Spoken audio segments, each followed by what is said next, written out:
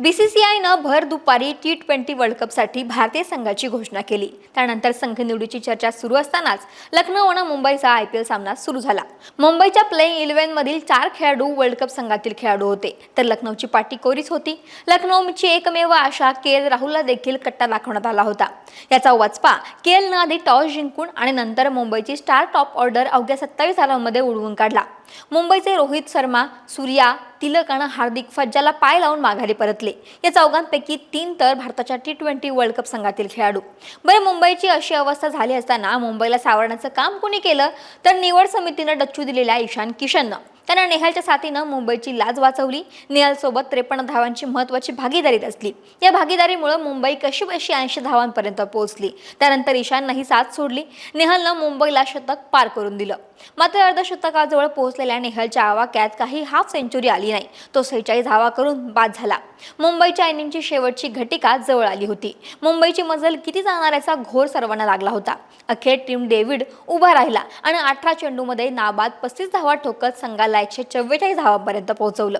मुंबईने लखनौ समोर fighting total ठेवली। 145 धावा चेस करणं तसं सोपं काम नाही। त्यातच लखनौला तुषाराने आर्शिन कुलकर्णीला शून्यावर बाद करत याची झलक दाखवली। मात्र कसलेल्या KL राहुल आणि मार्कस स्टायलिसनं लखनौची अजून पडझड होऊ दिली नाही। या जोडीनं धावगती चांगली दाखवत 58 धावांची भागीदारी रचली। अखेर कर्णधाराचा काटा काढला। हार्दिक पांड्याच्या गोलंदाजीवर KL राहुल 28 धावा करून बाद झाला। पुढे स्टॉयनिसनं धावांची सूत्र आपल्या हातात घेतली। त्यानं दीपक हुड्डाला साथीला घेत संघाला शतकापर्यंत पोहोचवलं। ही जोडी सामना जिंकून देणार असं वाटत असतानाच पांड्यानं लखनौला अजून एक धक्का दिला। 18 चेंडूत 18 धावा करणारा हुड्डा माघारी परतला। पाठोपाठ अफगाणिस्तानच्या नबीनं लखनौला तगडा झटका दिला। 45 चेंडूमध्ये 62 धावा करणाऱ्या स्टॉयनिसची शिकार करून नबीनं लखनौला चौथा धक्का दिला। 15 षटकामध्ये 115 धावांच्या जवळ पोहोचलेल्या लखनौला चौथा धक्का बसला आणि त्यांची धावगती मंदावली। सामना आता बॉल टू रन आला होता। निकोलस पुरण आणि त्याला साथ द्यायला ॲस्टन टर्नर क्रीजवर होता। लखनौला 18 चेंडूमध्ये 22 धावांची गरज असतानाच कॉक्झिटन टर्नरला बाद करत लखनौ 5वा धक्का मिळाला। 7व्या क्रमांकावर फलंदाजीला आलेल्या आयुष बदोनीनं 5 चेंडूमध्ये 5 धावा करत सामना 12 चेंडूमध्ये 13 धावा असा आणला। मात्र बदोनी चोरटी धाव घेण्याच्या नादात बाद झाला। मुंबई पुन्हा सामन्यात आली। आता विजयासाठी 10 चेंडूमध्ये 11 धावांची गरज होती। कुणाल पांड्यानं एक धाव घेऊन निकोलस पुरणला स्ट्राईक दिलं।